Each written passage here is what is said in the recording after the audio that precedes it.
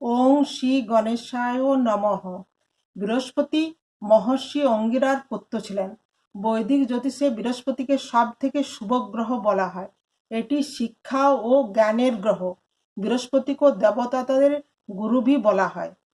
বৃহস্পতি গ্রহ সম্পত্তি, উচ্চ জীবন স্তর, সন্তান সুখ, বড় ভাই, জ্ঞান, সত্যগুণ, আস্তিকতা, ন্যায়, উপদেশ এবং উত্তর পূর্ব দিশাকা রিপ্রেজেন্ট করে।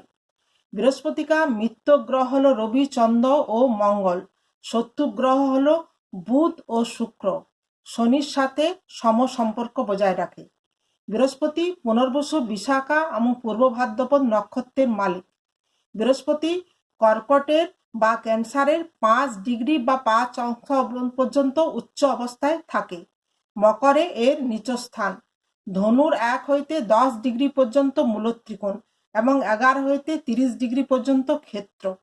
বৃহস্পতির সপ্তমে দৃষ্টি ছাড়াও পঞ্চম এবং নবমে স্পেশাল দৃষ্টি আছে। এক্সাম্পল স্বরূপ বৃহস্পতি যদি বৃহস্পতি চতুর্থ থাকে অর্থাৎ সিংহ রাশিতে থাকে এবং সেখান থেকে পঞ্চম দৃষ্টি দিয়ে ধনু রাশিকে দেখে, সেক্ষেত্রে বৃহস্পতির কারকত্ব এসে যায়। এটা খুব ভালো। অষ্টম স্থানকে দেখলে আয়ুবর্ধকও হয়ে থাকে। লগ্নকুণ্ডলিতে বৃহস্পতি শুভ অবস্থায় থাকলে ধন, আধ্যাত্মিক সাফল্য এবং সন্তান লাভের সম্ভাবনা থাকে। অশুভ বা দুর্বল অবস্থায় থাকলে ব্যক্তিকে জ্ঞানে দরিদ্র করে তুলতে পারে। জীবনে কোনো ভুল পথ বেছে নিতে পারেন।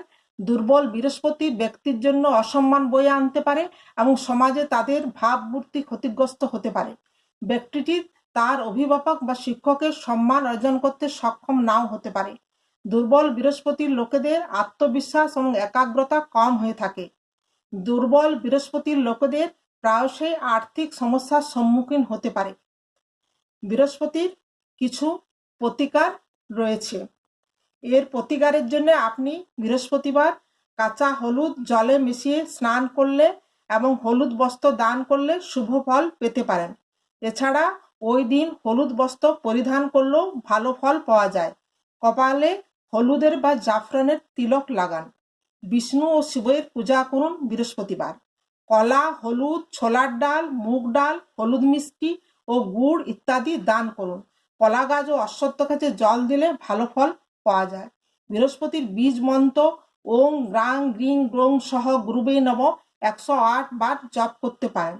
গুরু, শিক্ষক, বয়স্ক ব্যক্তি, সাধু ও সন্ন্যাসীদের সম্মান ও সেবা করুন।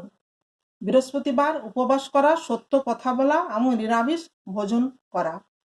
ভিডিওটি ভালো লাগলে লাইক, শেয়ার এবং সাবস্ক্রাইব করে দিবেন এবং কিছু জানার থাকলে কমেন্ট করে অবশ্যই জানাবেন।